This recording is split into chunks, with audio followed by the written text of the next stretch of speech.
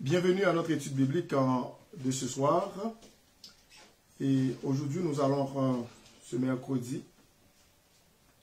nous allons continuer avec notre étude sur la résurrection, et des corps, la résurrection des chrétiens, des gens qui ont mis leur foi en Jésus-Christ. Et la fois passée, nous avons expliqué un peu et comment cela va se faire selon la parole de Dieu. Mais maintenant, nous allons poursuivre avec notre série avec cette étude sur la notion de la résurrection. Et nous avons vu cette notion depuis dans l'Ancien Testament et puis le Nouveau Testament aussi. Et maintenant, nous allons voir un peu en détail et sur ce sujet, comment cela va avoir lieu.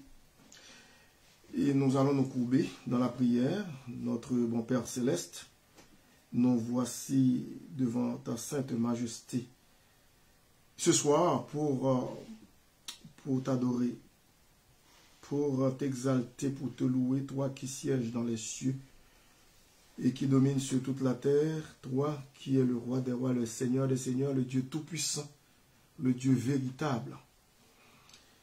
Et nous te remercions infiniment de ce que nous qui étions des vils pécheurs autrefois, nous cheminions dans les ténèbres du dehors, et nous étions morts par nos offenses, par nos péchés, selon ta parole.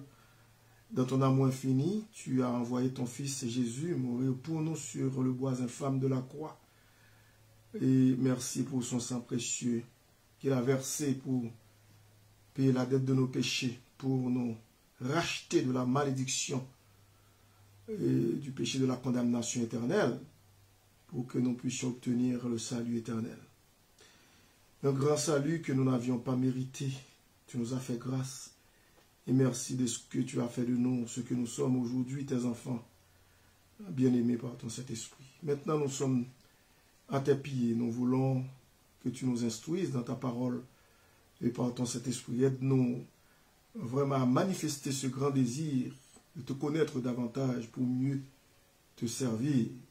Aide-nous à mettre en pratique les paroles que nous allons écouter de ta part et aussi aide-nous à les mettre en pratique pour que nous puissions vivre une vie de victoire pour ta gloire jour après jour sur le péché sous toutes ses formes. Et nous te prions de toucher des gens, des cœurs de tous ceux et celles qui ne te connaissent pas afin qu'ils reçoivent Jésus-Christ dans leur cœur comme leur sauveur et Seigneur personnel.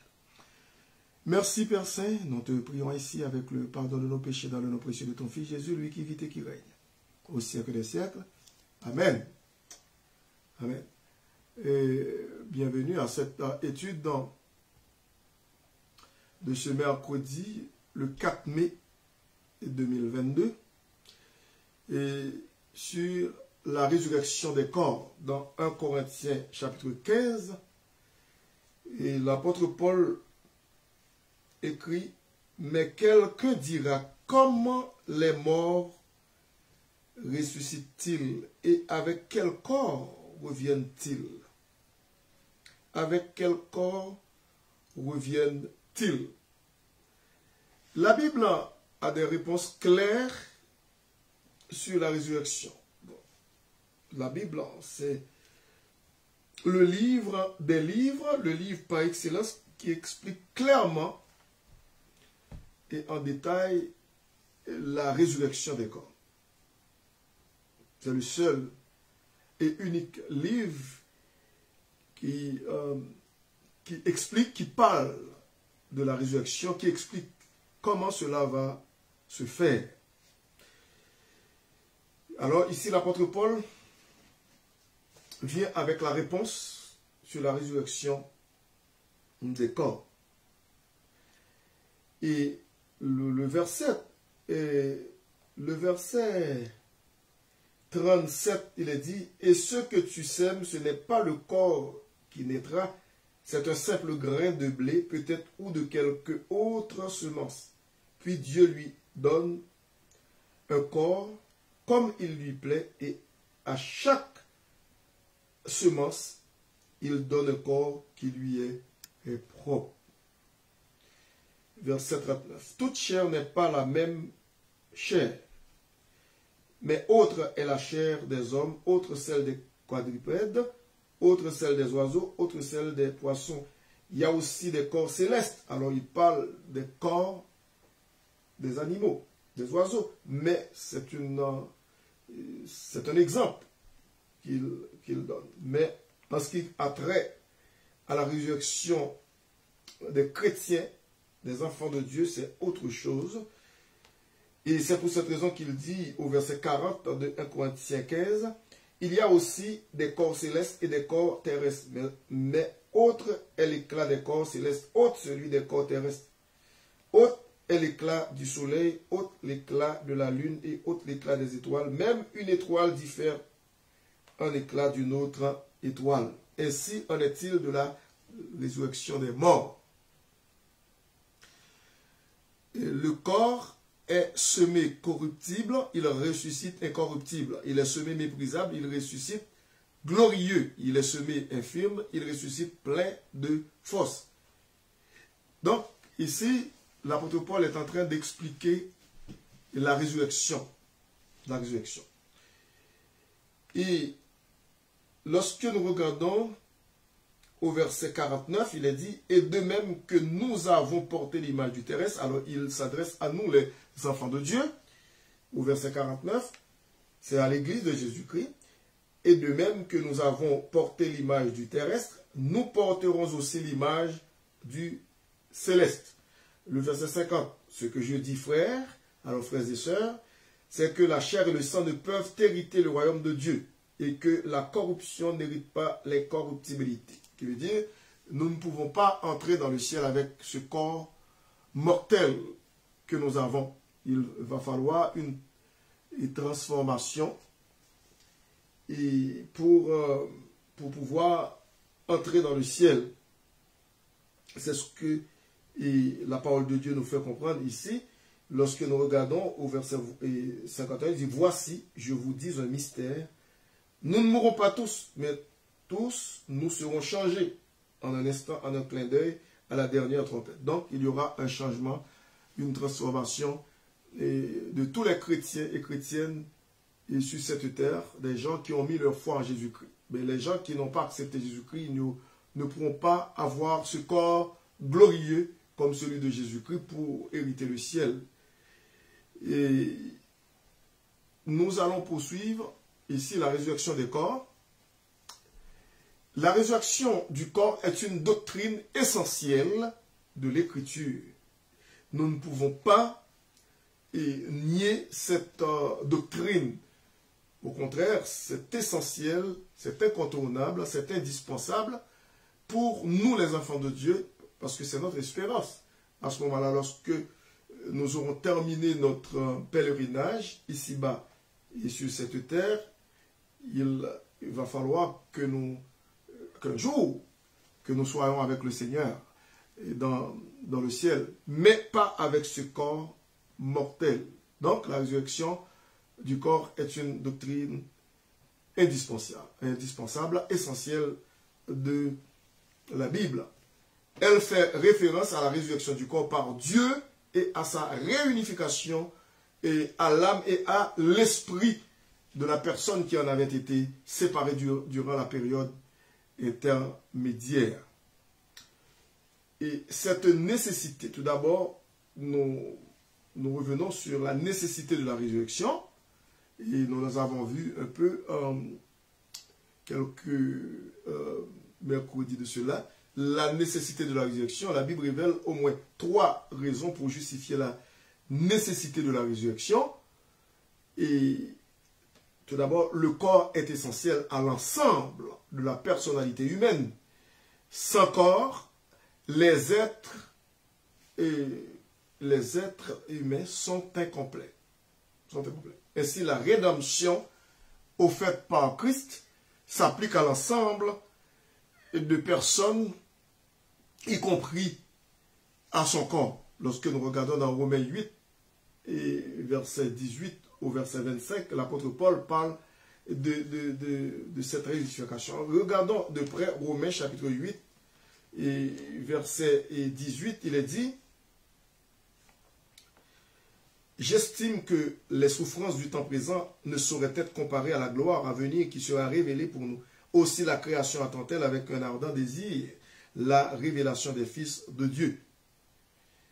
Car la création a été soumise à la vanité, non de son gré, mais à cause de celui qui l'y a soumise, avec l'espérance qu'elle aussi sera affranchie de la servitude de la corruption pour avoir part à la liberté de la gloire des enfants de Dieu.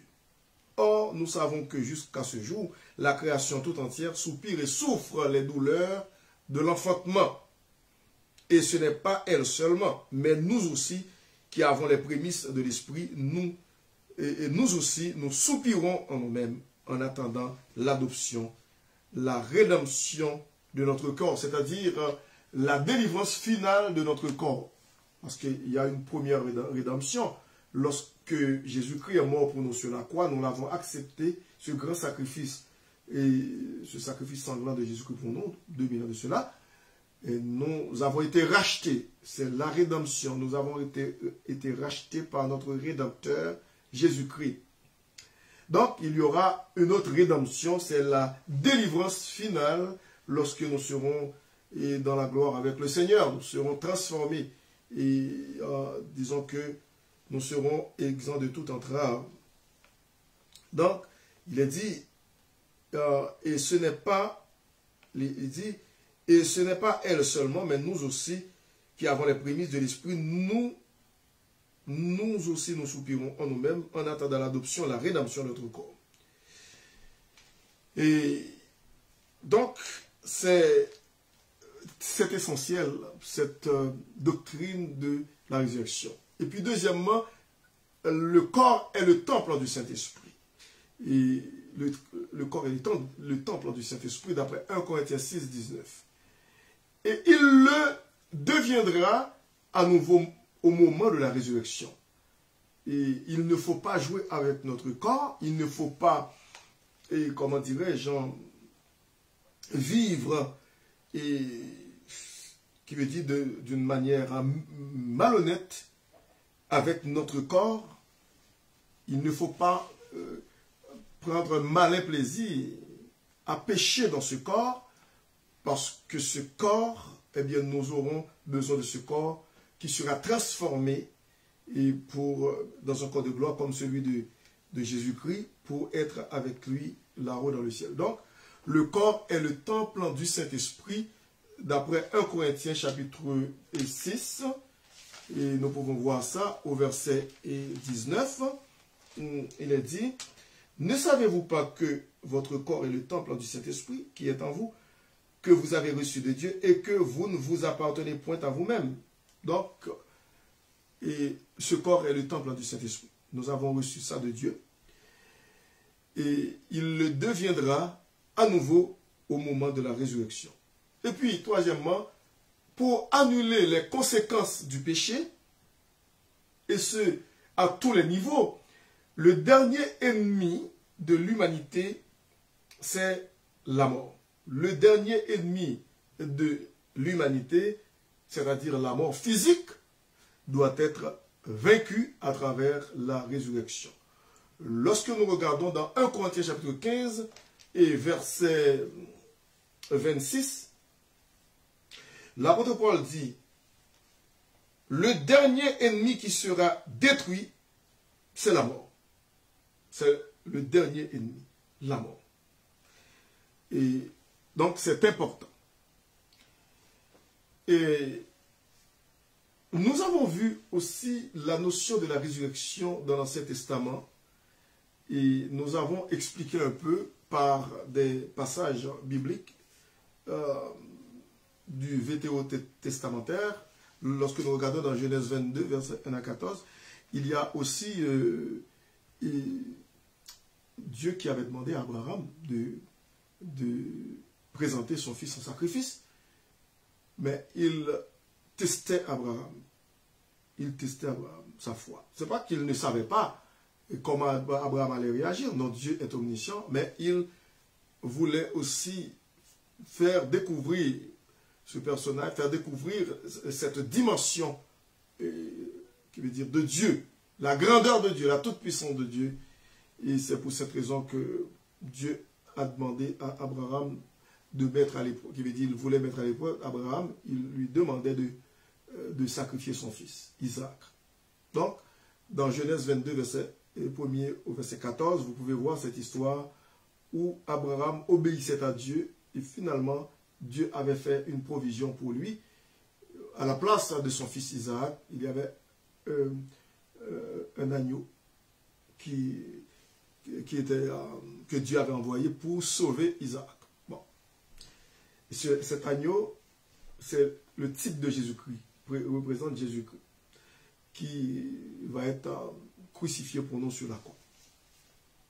Il y a aussi le psaume 16, verset 10, et qui parle aussi de cette résurrection où le psalmiste David croyait de façon péremptoire que Dieu, écoutez, dans le psaume 16, c'est David qui s'exprime ainsi, le psaume 16, et nous allons voir le verset 10, il est dit,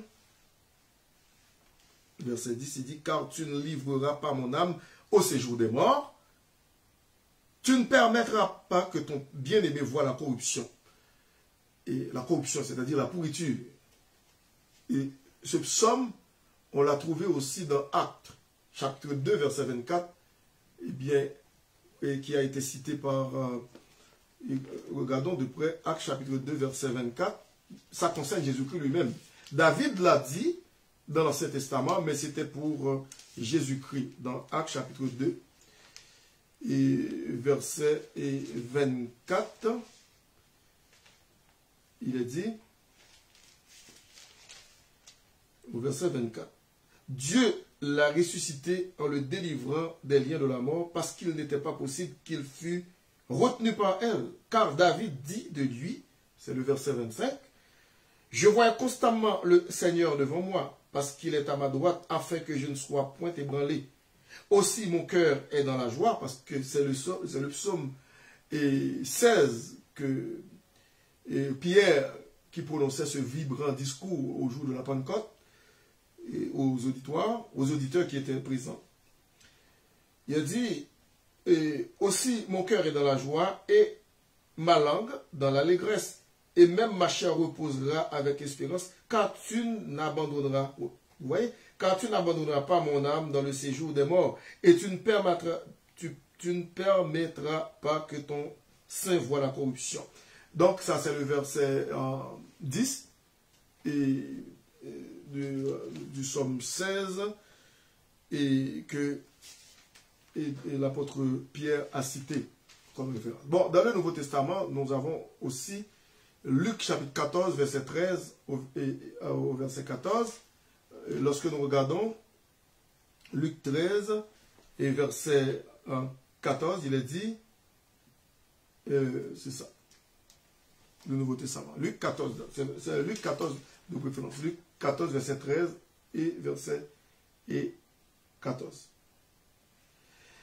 Mais lorsque tu donnes un festin, invite des pauvres, des estropiés, des boiteux, des aveugles, et tu seras heureux de ce qu'ils ne peuvent pas te rendre l'appareil, car elle te sera rendue à la résurrection des justes. Donc, Jésus-Christ parle de la résurrection. Il veut dire il faut croire qu'il y aura bel et bien une résurrection pour les enfants de Dieu. Pour les enfants de Dieu. Mais il y aura aussi une résurrection pour les incrédules, les gens qui n'ont pas Jésus-Christ dans leur vie, mais ils seront ressuscités dans leur corps et dans leur chair.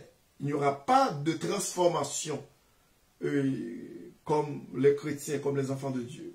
Les enfants de Dieu auront une transformation dans le corps comme celle de Jésus-Christ, qui veut dire lorsque Jésus-Christ était ressuscité, c'était dans un corps glorieux. Donc, ça c'est dans le Nouveau Testament. Et je vous donne aussi des références, vous pouvez prendre ça pour votre lecture personnelle, votre étude personnelle dans Luc 20, verset 35 au verset 35 et 36, Jean 5, verset 21, verset 28 et verset 29.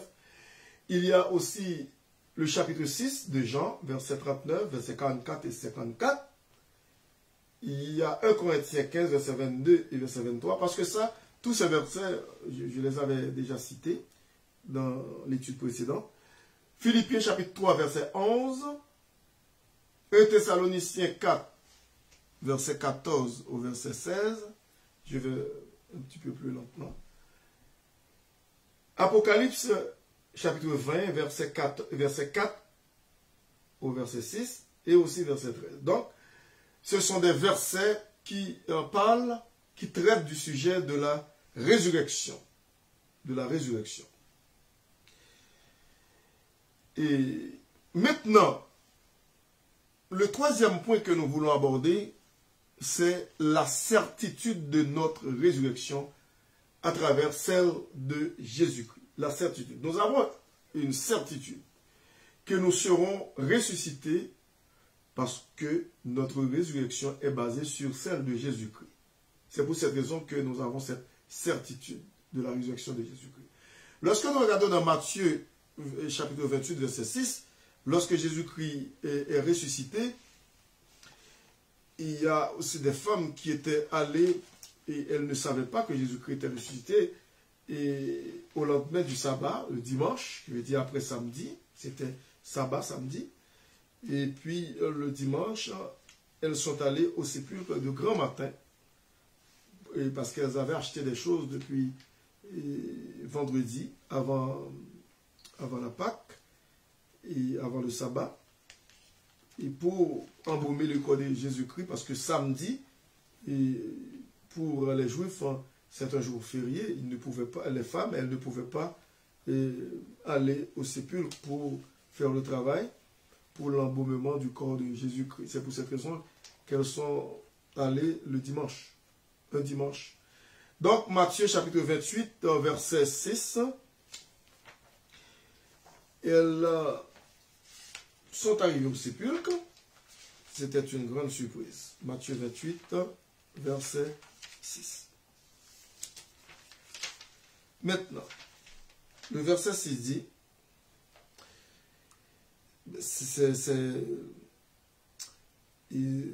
disons que c'est un ange qui était là dans le tombeau et puis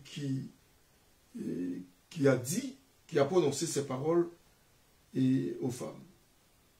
Mais l'ange prit la parole et dit au verset 5, et dit aux femmes, c'était les femmes qui étaient allées.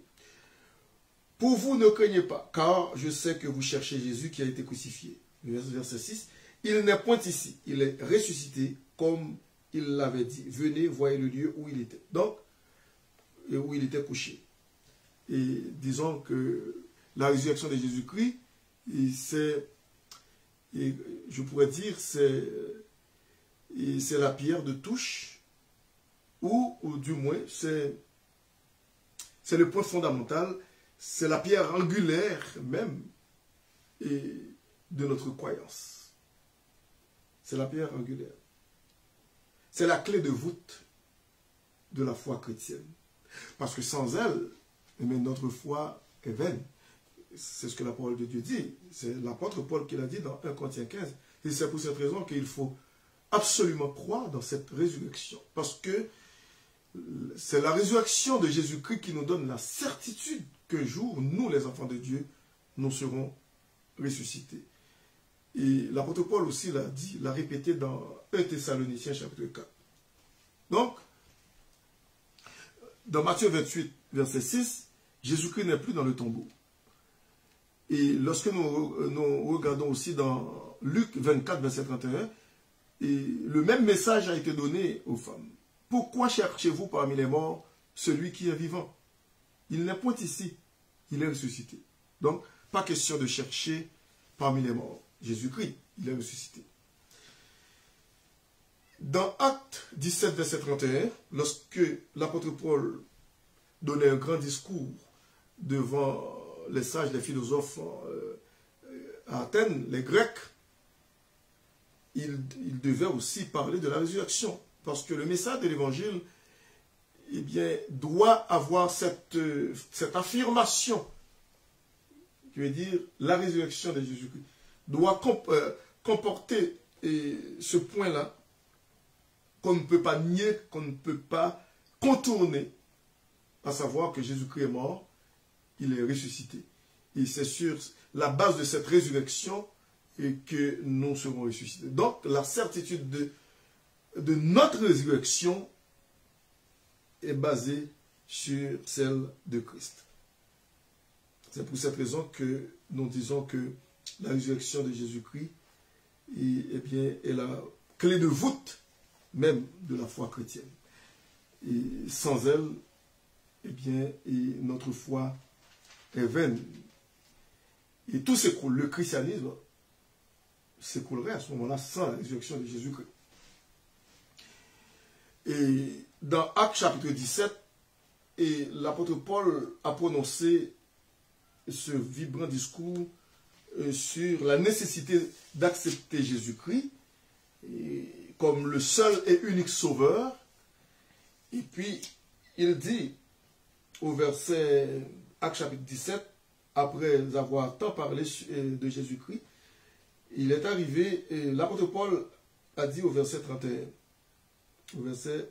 au verset 30 et 31, Dieu, sans tenir compte des temps d'ignorance, annonce maintenant à tous les hommes en tout lieu qu'ils aient à se repentir, parce qu'il a fixé un jour où il jugera le monde selon la justice, par l'homme qu'il a désigné, en parlant de Jésus-Christ, ce dont il a donné à tous une preuve certaine en le ressuscitant des morts. Donc, ça, c'est indéniable, c'est incontournable. Et c'est essentiel, c'est indispensable quand on présente le message de l'Évangile. On ne peut pas faire fi de ça. Il faut absolument parler de la résurrection de Jésus-Christ. Sinon, eh bien, notre foi serait vaine. Et c'est ce que l'apôtre Paul, et dans 1 Corinthiens chapitre 15, lorsque nous regardons dans 1 Corinthiens encore chapitre 15, l'apôtre Paul, il dit ici, et au verset, à partir du verset 12, « Or, si l'on prêche que Christ est ressuscité des morts, comment quelques-uns parmi vous disent-ils qu'il n'y a point de résurrection des morts? S'il n'y a point de résurrection des morts, Christ non plus n'est pas ressuscité. Et si Christ n'est pas ressuscité, notre prédication est donc vaine. » Vous voyez? Notre prédication est donc vaine. Et votre foi aussi est vaine. Il se trouve même que nous sommes de faux témoins à l'égard de Dieu, puisque nous avons témoigné contre Dieu qu'il a ressuscité Christ, tandis qu'il ne l'aurait pas ressuscité. Si les morts ne ressuscitent point, bon, donc notre prédication est vaine. Il dit, car si les morts ne ressuscitent point, Christ non plus n'est pas ressuscité. Écoutez, c'est tellement important de comprendre cette doctrine de la résurrection des morts. Les gens qui ne croient pas, à ce moment-là, c'est comme si vous voulez faire mentir à la parole de Dieu que Christ est encore dans le tombeau. Christ n'est pas ressuscité, donc notre foi serait vaine à ce moment-là. Non. L'apôtre Paul dit, il se trouve, au verset 15, il se trouve même que nous sommes de faux témoins à l'égard de Dieu, puisque nous avons témoigné contre Dieu qu'il a ressuscité Christ, tandis qu'il ne l'aurait pas ressuscité. Si les morts ne ressuscitent point. Le verset 16, encore, il dit, car si les morts ne ressuscitent point, Christ non plus n'est pas ressuscité. Verset 17. Et si Christ n'est pas ressuscité, votre foi est vaine, vous êtes encore dans vos péchés et par conséquent, aussi ceux qui sont morts en Christ sont perdus. Si c'est dans cette vie seulement que nous espérons en Christ, nous sommes les plus malheureux de tous les hommes. Pourquoi continuer à servir Jésus-Christ si Christ n'est pas ressuscité? C'est-à-dire, si Christ n'est pas ressuscité, nos proches qui étaient en Jésus-Christ, qui sont morts, nous ne le reverrons plus jamais, ils ne seront pas ressuscités. Mais l'apôtre Paul dit au verset 20, parce que c'est un plaidoyer de la résurrection, mais maintenant, Christ est ressuscité des morts. Il est les prémices de ceux qui sont morts. Qui veut dire, il est le premier des ressuscités, celui qui ne connaîtra jamais la mort, il est ressuscité et puis, ayant reçu un corps glorieux, il ne connaîtra jamais la mort. C'est pour cette raison que la Bible parle des prémices. Christ est ressuscité. Christ est les prémices de ceux qui sont morts. Si vous ne croyez pas dans la résurrection des morts, à ce moment-là, eh bien, vous êtes très malheureux. Pourquoi? Parce que vous n'avez aucune espérance qu'un jour vous serez dans la gloire. Et lorsque vous ne connaissez pas Jésus-Christ à ce moment-là, vous serez complètement perdu.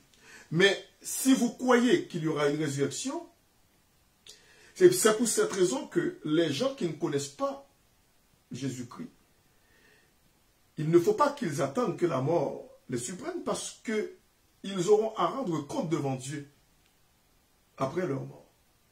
Parce qu'il y aura deux résurrections. La première, ce sera pour les chrétiens, les enfants de Dieu.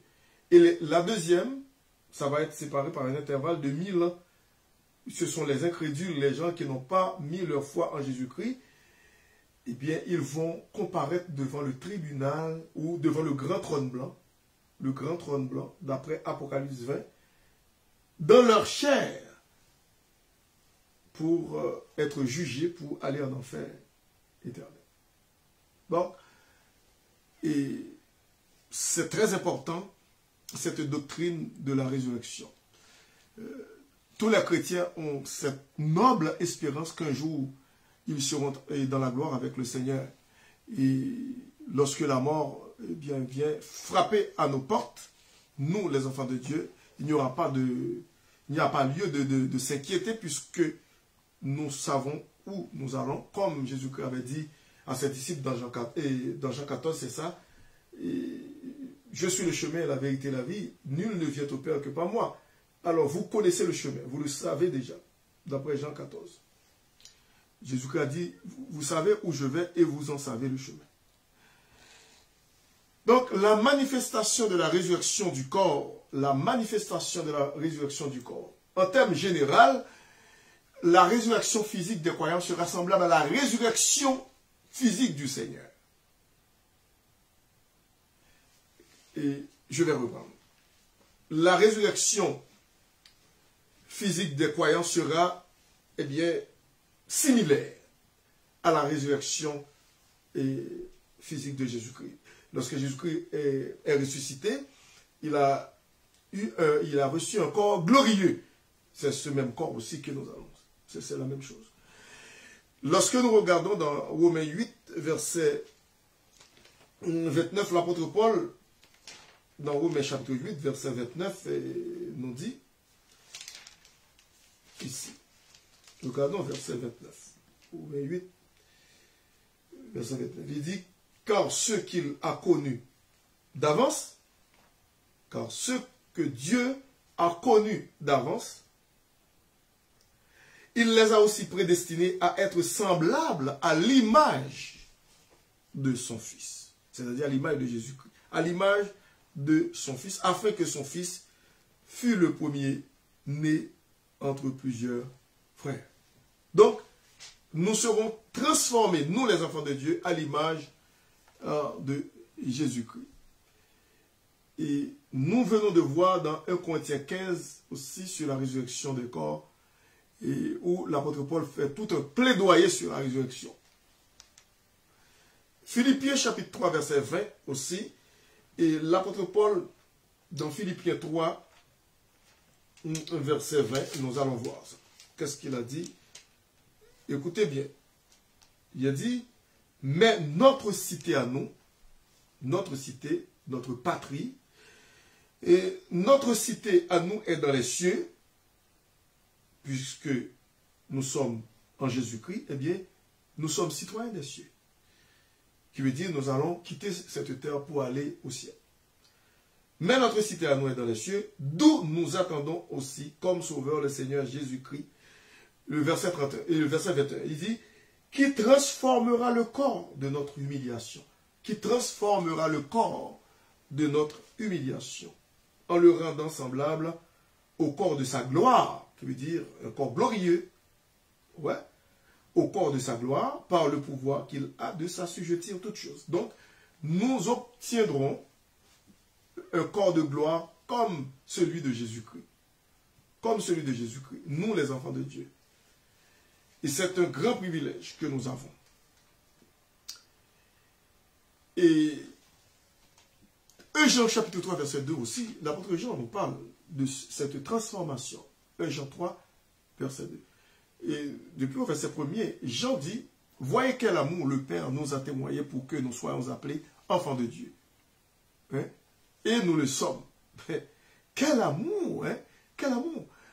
Et lorsque Jésus-Christ a dit, car Dieu a tant aimé le monde, qu'il a donné son Fils unique, afin que quiconque croit en lui ne périsse point, mais qu'il ait la vie éternelle.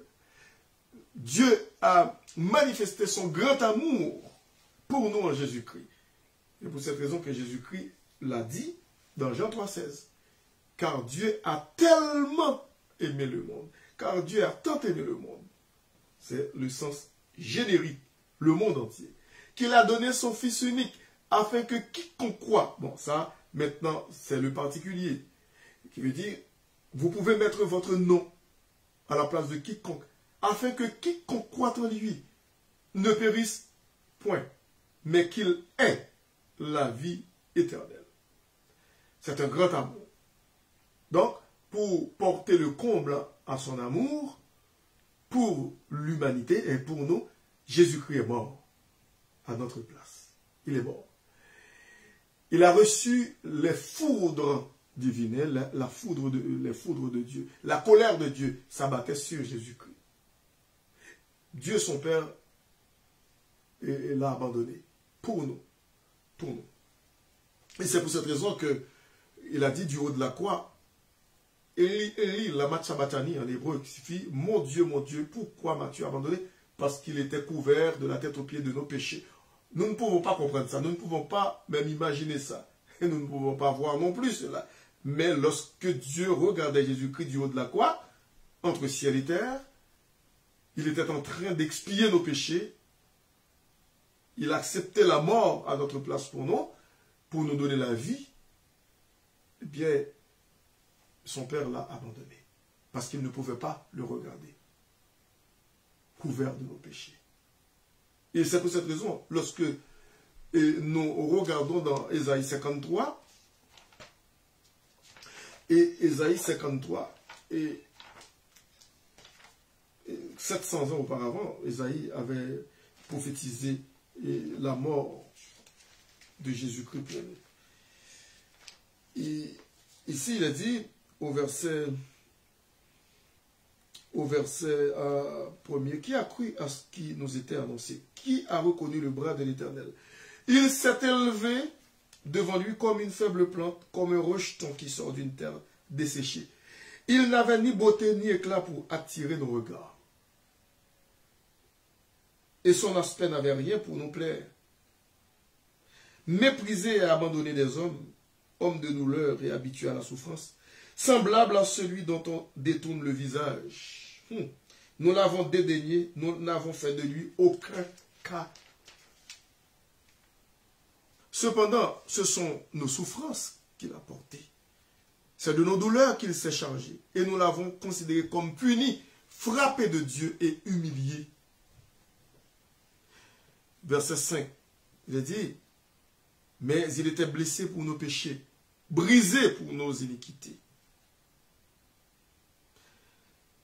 Le châtiment qui nous donne la paix est tombé sur lui. Et c'est par ces meurtrissures que nous sommes guéris. Vous voyez que Jésus-Christ a pris notre place. Il a été attaché à la croix. Volontairement, il l'a accepté. Cette peine, il a souffert pour nous sur la croix. Pour nous sauver du péché. Et c'est pour cette raison que je vous invite Il vous invite, jour après jour, à prendre votre place auprès de lui. Un jour, dans les cieux, vous serez ravis d'être avec lui pour l'éternité. Alors je vous convie, je vous invite à faire ce pas par la foi, d'accepter Jésus-Christ comme votre sauveur et Seigneur personnel, vous qui ne l'avez pas encore fait avant qu'il ne soit trop tard. Pour ne pas le regretter éternellement. 1 Jean 3, il dit, voyez quel amour le Père nous a témoigné pour que nous soyons appelés enfants de Dieu. Et nous le sommes. C'est une certitude que nous qui avons mis notre foi en Jésus-Christ, nous sommes devenus enfants de Dieu. Il n'y a pas de doute là-dessus, pas de souci. Il dit, si le monde ne nous connaît pas, c'est qu'il ne l'a pas connu. Il dit, bien-aimés, nous sommes maintenant enfants de Dieu. Et ce que nous serons n'a pas encore été manifesté. Ce que nous serons, qui veut dire cette transformation de notre corps en un corps glorieux. Nous l'avons vu dans Philippiens 3, verset 20 et 21. C'est lui qui va transformer notre corps, ce corps d'humiliation, en le rendant semblable au corps de sa gloire, par le pouvoir qu'il a de s'assujettir toutes choses. Bien-aimés, nous sommes maintenant enfants de Dieu, et ce que nous serons n'a pas encore été manifesté. Mais nous savons que lorsque cela sera manifesté, nous serons semblables à lui, parce que nous le verrons tel qu'il est. Nous allons voir Jésus-Christ tel qu'il est, dans son corps de gloire, dans sa magnificence. Il aura bel et bien une résurrection pour les enfants de Dieu. La manifestation de la résurrection du corps, plus spécifiquement la résurrection du corps, se manifestera des façons suivantes. A. Un corps possédant des caractéristiques similaires au corps de la personne durant sa vie sur terre. Il sera donc reconnaissable. Nous allons reconnaître nos bien-aimés dans la gloire, dans la félicité éternelle. Mais dans un corps glorieux. Pas avec ce même corps, comment dirais-je, ce corps assujetti à la maladie, qui est sujet à la maladie, à la mort, mais un corps de gloire. Un corps de gloire. Vous pouvez aussi prendre Luc, chapitre 16, verset 19 au verset 31. Luc 16, 19 à 31. Il y a aussi un corps qui sera transformé en un corps céleste adapté aux nouveaux cieux et à la nouvelle terre. D'après 1 Corinthiens 15, nous l'avons expliqué aussi. 1 Corinthiens 15, verset 42 au verset 44. Il y a aussi le verset 47, verset 48 aussi. Lorsque nous regardons, nous jetons un coup d'œil dans Apocalypse chapitre 21, avant de terminer, pour faire place aux questions, les gens qui vont poser la question sur Zoom, ils peuvent rester avec nous. Apocalypse chapitre 21, verset 1er, c'est Jean lui-même, l'apôtre le plus jeune, qui est mort en dernier. Et Jean, sur l'île de Patmos, chapitre 21, verset 1er. Puis je vis un nouveau ciel, parce qu'il faut avoir un corps glorieux qui va s'adapter, qui veut dire un corps céleste adapté aux nouveaux cieux et à la nouvelle terre. Puis je vis un nouveau ciel et une nouvelle terre, car le premier ciel et la première terre avaient disparu, et la mort n'était plus. Et la mort n'était plus. Et donc, nous allons vivre dans la présence du Seigneur, dans un corps glorieux, je veux dire transformé, comme celui de Jésus-Christ, lorsqu'il est ressuscité, pour vivre avec le Seigneur pour l'éternité dans les cieux. Encore, je fais appel aux gens qui n'ont pas cette espérance. C'est le temps d'avoir, ou de faire connaissance plutôt à Jésus-Christ, d'avoir Jésus-Christ dans votre cœur comme votre sauveur et Seigneur personnel. Parce que le temps est court. Le temps file. Et c'est pour cette raison que j'aimerais que vous preniez cela au sérieux parce que votre éternité en dépend. Vous ne devez plus continuer à jouer avec votre vie.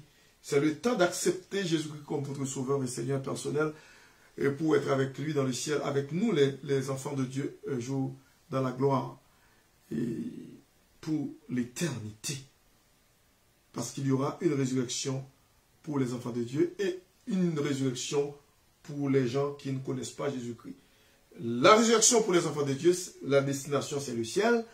La résurrection pour les gens qui n'ont pas Jésus-Christ dans leur vie, eh bien cette destination c'est l'enfer éternel. Un point de non-retour, ce sera irréversible. Vous ne pouvez pas faire marche arrière. Lorsque le train est en marche, on ne peut pas faire marche arrière. Lorsque nous regardons dans Apocalypse chapitre 20, et au verset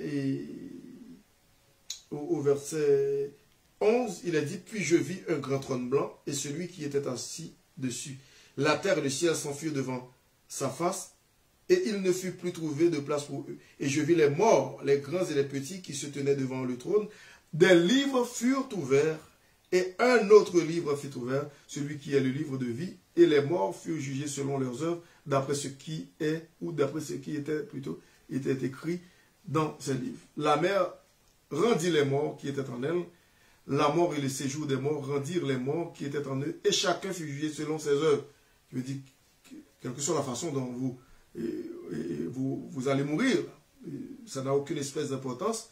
Et pour Dieu, si vous mourrez dans la mer, noyé dans la mer, ou si vous mourrez par incinération, disons, on pratique ce qu'on appelle l'incinération, même si le corps devient cendre, ça n'a aucune espèce d'importance. Pour Dieu, Dieu est capable de donner encore un corps de chair pour les incrédules, pour les gens qui n'ont pas Jésus-Christ dans la vie, pour être jugés dans le corps, pour aller en enfer. Pour le chrétien, c'est la même chose. Quelle que soit la façon dont vous allez connaître votre mort, ça n'a aucune espèce d'importance, parce que Dieu va donner un corps de gloire pour aller au ciel. Et c'est pour cette raison, il est dit au verset 14, « Et la mort et le séjour des morts furent jetés dans les temps de feu. C'est la seconde mort, les temps de feu. Quiconque ne fut pas trouvé écrit dans le livre de vie fut jeté dans les temps de feu. » Ce qui est important, est-ce que, la question à savoir, je vous pose cette question, vous qui m'écoutez, est-ce que vous êtes sûr que si vous mourrez aujourd'hui, vous allez au ciel? Pour aller au ciel, il faut que votre nom soit figuré dans le livre de vie. Il faut que votre nom soit inscrit dans le livre de vie, c'est-à-dire le livre des cieux. Dieu a le contrôle de tout cela, ce registre-là. Il faut réfléchir. Si votre nom n'est pas figuré dans le livre de vie, mais plutôt dans les livres, à ce moment-là, c'est trop tard. Parce que dans les livres, c'est pour le jugement, pour aller en enfer. Mais le livre de vie, parce qu'il y a deux catégories de livres, les livres et aussi le livre. Les livres, c'est pour les inconvertis, les gens qui n'ont pas Jésus-Christ dans leur vie, dans leur cœur. Ils vont être en enfer. Mais le livre de vie, c'est pour les chrétiens, les enfants de Dieu. Eh bien, ils vont au ciel. Leur destination, c'est le ciel. Maintenant, je mets fin à cette étude pour répondre aux questions des gens qui désirent les poser, les gens qui vont rester avec moi sur Zoom, et ils peuvent poser des questions. Nous allons terminer par la prière. Père Saint, nous te remercions pour ce moment passé dans ta sainte présence, pour l'étude de ta parole sur la résurrection. Et nous te prions, Père Saint, de nous aider à comprendre cet enseignement, fait que nous puissions vraiment mettre en pratique ta parole pour vivre une vie qui est agréable pour toi jour après jour. Et jusqu'au retour de Jésus-Christ, nous te demandons tout cela avec le pardon de nos péchés dans le nom précieux de ton Fils Jésus-Christ. À lui seul soit la gloire dès avant tous les siècles, maintenant au siècle des siècles. Amen. Alors, c'était votre serviteur, Pasteur Jean, le Velter Jeune, qui vous dit merci et d'avoir été des nôtres, espérant que mercredi prochain du volant, vous serez avec nous. Alors que le Seigneur vous bénisse. Passez une bonne soirée. Merci. À la prochaine.